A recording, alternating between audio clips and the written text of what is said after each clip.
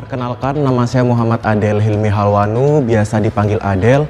Saat ini saya merupakan mahasiswa dari Universitas Diponegoro angkatan 2020. Saat ini saya semester 8 dan saya merupakan mahasiswa dari jurusan Administrasi Bisnis Fakultas Ilmu Sosial dan Ilmu Politik. Di semester 8 ini selain saya mengerjakan skripsi, saya memiliki beberapa kesibukan lain. Salah satu contohnya adalah saya menjadi mentor di beberapa organisasi. Salah satu contohnya adalah di organisasi Cakap Sosial Indonesia dan juga Leader City Indonesia.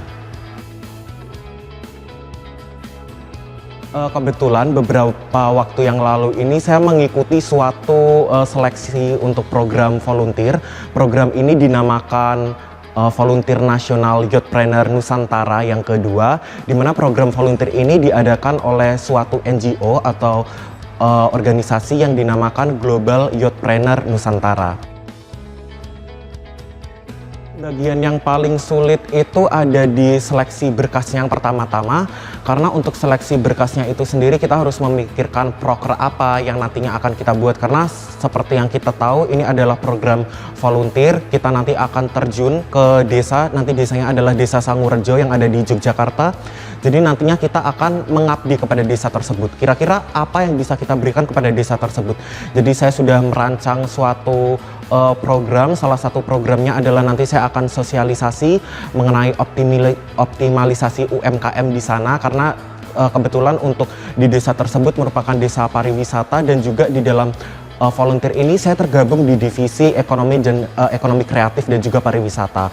Selain itu juga saya rasa yang paling susah adalah di tahap FGD itu sendiri, karena di tahap FGD itu sendiri dengan waktu yang terbatas kita harus bersaing dengan kurang lebih 20 orang untuk memperebutkan kesempatan untuk dapat mengutarakan opini kita, karena apabila kita tidak dapat mengutarakan opini kita atau pendapat kita, maka kita tidak akan terlihat oleh para panelis, sehingga kita tidak akan mendapatkan poin dalam seleksi itu.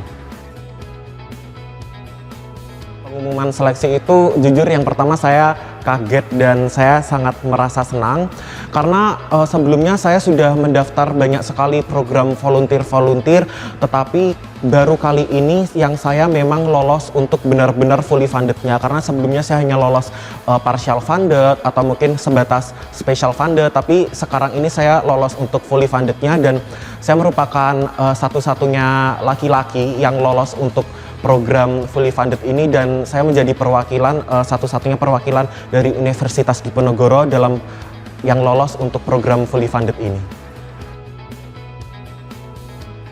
Volunteer ini sendiri nantinya saya akan melaksanakan volunteer ini dari tanggal 6 sampai dengan 11 Februari 2024, jadi bulan depan banget.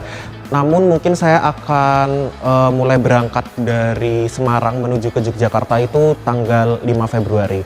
Tetapi untuk persiapannya sendiri ini sudah dilakukan sejak 2 minggu kemarin, karena banyak sekali persiapan yang harus kita lakukan. Persiapan yang harus kita lakukan itu antara lain ya kita membahas proker apa yang akan kita terapkan nantinya di sana, karena proker itu kan kita ada banyak list, dan untuk proker yang ini sendiri harus kita seleksi dan kita eliminasi beberapa proker yang kira-kira tidak terlalu dibutuhkan atau urgensinya tidak terlalu tinggi. Karena apa? Karena untuk pelaksanaan di sana kan waktunya hanya terbatas dari 6 sampai 11 Februari.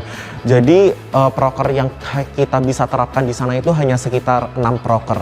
Dan juga ada beberapa persiapan lain yang harus kita siapkan, contohnya adalah pemilihan ketua, lalu pemilihan untuk sisi-sisi lainnya yang seperti bendahara, sekretaris, PDD, humas, dan lain sebagainya. Lalu kita ada pemilihan untuk ketua angkatan atau seperti koordinator dari program volunteer tersebut, dan sampai saat ini juga ini masih tahap persiapan, karena dari kelompok saya sendiri ini masih tahap persiapan untuk kita lebih lanjut lagi membahas proker-proker yang kemarin sudah dipilih, dan nanti kita akan membahas kira-kira proker 1 sampai 6 ini apa saja yang akan dikerjakan, dan nanti di dalam pelaksanaannya itu proker ini akan dilaksanakan di tanggal berapa, di hari keberapa, sasaran targetnya siapa, dan kira-kira apa saja yang dibutuhkan. Jadi memang sampai dengan saat ini persiapan yang dilakukan itu masih cukup banyak.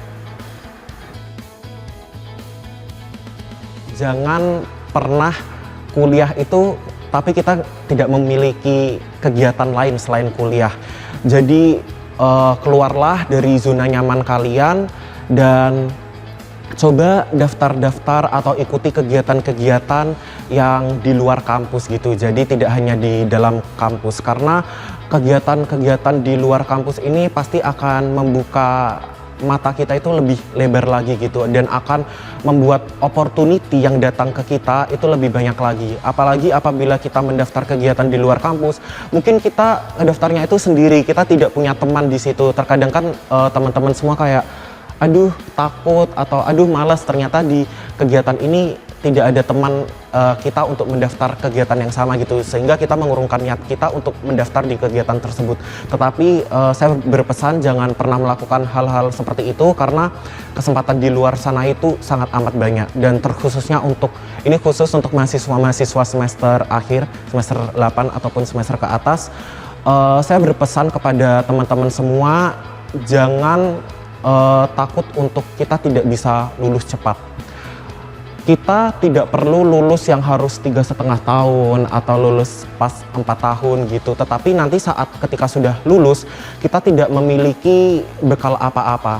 Jadi di semester-semester ini lakukan hal apa saja yang kalian inginkan, yang mungkin di semester kemarin-kemarin tidak dapat dilakukan karena banyak tugas, banyak perkuliahan, dan juga banyak praktikum yang harus kalian lakukan. Maka dikejar, di-push di semester ini, karena pasti tidak mungkin juga kita hanya mengerjakan skripsi 24/7. Jadi harapannya apabila nanti kita lulus dari Universitas Diponegoro, di waktu kapanpun itu kita sudah memiliki bekal yang sangat banyak. Jadi jangan sia-siakan waktu, jangan hanya mengerjakan skripsi saja, tapi kejarlah agenda-agenda atau kegiatan-kegiatan yang di luar kampus, sehingga koneksi kita dan juga pengalaman kita itu semakin luas, di mana hal ini nanti akan menjadikan kita sebagai nilai plus apabila kita sudah terjun ke dunia profesional. Terima kasih.